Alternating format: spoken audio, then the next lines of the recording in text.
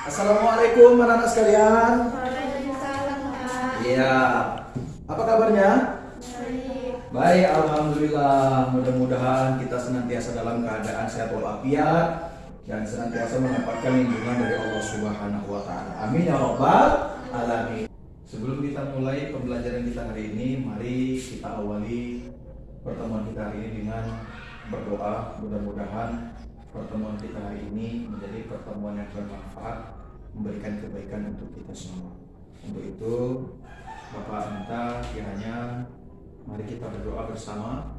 Mudah-mudahan apa yang menjadi niatan kita dikabulkan oleh Allah Subhanahu wa taala. Bismillahirrahmanirrahim. Alhamdulillahirabbil alamin. Arrahmanirrahim. Maliki yaumiddin. Iyyaka na'budu wa iyyaka nasta'in. Ihdinas siratal mustaqim.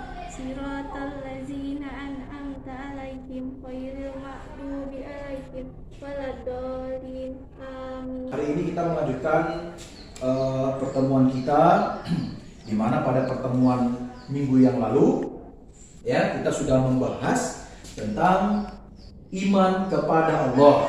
Nah, hari ini pada pertemuan ini kita akan melanjutkan materi pembelajaran kita yang mana materi kita hari ini akan membahas tentang toharo.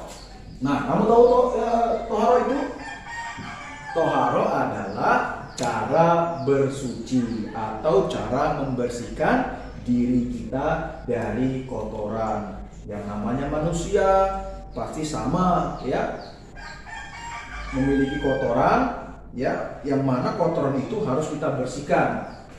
Nah, dan toharo ini adalah hal-hal yang sebenarnya rutin kita lakukan dalam kehidupan kita sehari-hari. Maka untuk itu hari ini kita akan membahas tentang toharo. Namun sebelumnya mungkin ada nggak yang mau bertanya ya menyangkut dengan kewajiban kita diperintahkan untuk membersihkan diri kita dari yang namanya kotoran dalam kehidupan kita sehari-hari. Ada yang mau bertanya? Ya, silakan Kak. Mengapa setelah buang air diperintahkan untuk beristinja? Iya, kenapa setelah buang air kita diperintahkan untuk istinja? Oke, ada lagi Kak? Oh iya, silakan Kak. Mengapa sebelum salat kita diperintahkan untuk berwudu? Kenapa Pak sebelum sholat kita diperintahkan untuk wudhu? Nah, anak-anak sekalian, ada dua pertanyaan yang muncul nih dari kawan-kawan tadi. Ya, yang pertama tadi, kenapa setelah buang air kita diperintahkan untuk bersuci, ya, atau beristinja? Yang kedua, kenapa sebelum sholat kita harus berwudhu terlebih dahulu? Nah, inilah yang akan kita bahas, ya, karena dua pertanyaan yang tadi disampaikan ini kaitannya dengan materi kita yang akan kita bahas hari ini. Ya, jadi mudah-mudahan dengan mempelajari materi kita tentang toharo, kita dapat memahami, mengetahui ketentuan ataupun tata cara dalam bertoharo kehidupan kita, ya, keseharian kita, agar kita bisa senantiasa tergolong menjadi orang-orang yang bersih.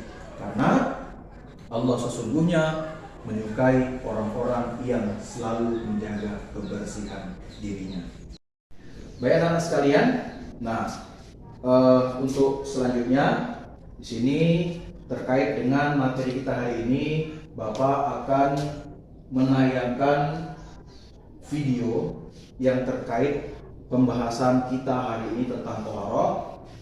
Nanti kepada kamu semuanya silakan nanti dilihat, kemudian fahami ya pesan apa atau hal-hal yang terkait dengan materi kita hari ini. Untuk itu fokuskan pandangan, pusatkan perhatian ya untuk menyaksikan video berikut ini. Assalamualaikum warahmatullahi wabarakatuh. Alhamdulillahilladzi hadana hadza wa ma kunna linahtadiya laula an hadana Allah. Asyhadu an la ilaha illallah wa asyhadu anna Muhammadan abduhu wa rasuluh alladzi la nabiyya ba'dahu. Allahumma shalli wa sallim ala Muhammad wa ala alihi wa sahbihi disebut dengan tohar memiliki makna mensucikan tubuh dari hadas dan najis sebagai cara mendekatkan diri kita kepada Allah Subhanahu wa Ta'ala. Menyemburkannya sebanyak 3 kali. Famat modo wastan syakal min kafin wahidatin fa'ala dzalika thalatha. Yang dimaksud dengan modo adalah memasukkan air dengan kedua tangan kita lalu berkunur-kunur secara sempurna sebanyak 3 kali. Sekalian, tadi kalian telah sama-sama melihat penayangan video tentang materi kita hari ini, macam-macam toharo serta beberapa tata cara dalam bertoharo. Nah, untuk selanjutnya Bapak minta kamu masing-masing ya untuk menggali informasi lebih dalam tentang materi kita hari ini, tata cara bertoharo dan apa-apa saja yang dilakukan yang terkait dalam toharo. Silakan nanti cari di buku paketnya. Boleh juga menggunakan media informasi lainnya, literasi lainnya ya.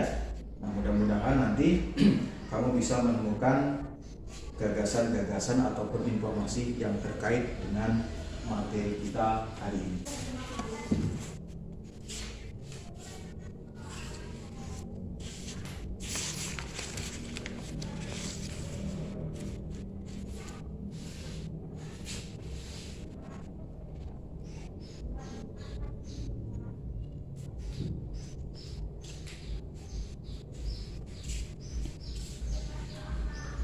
Warahmatullahi wabarakatuh. Waalaikumsalam warahmatullahi wabarakatuh.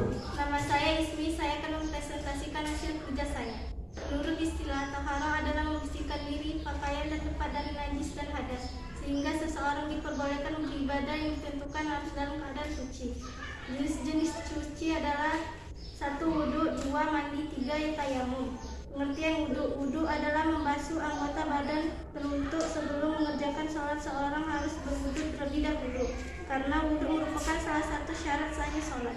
Tadi telah sama-sama kita dengarkan persentase ya penyampaian hasil kerja yang telah disampaikan oleh temanmu tadi. Mungkin di antara kamu ada yang mau menanggapi, apakah pertanyaan ataupun saran. Mungkin untuk itu ya silahkan nanti disampaikan pertanyaan ataupun saran.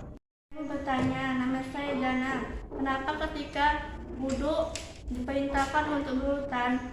Bila saya akan menjawab pertanyaan dari Jana, karena tertib dalam wudu adalah rukun wudu. Baik anak-anak sekalian, nah tadi telah sama-sama kita laksanakan kegiatan belajar kita, diskusi kita hari ini.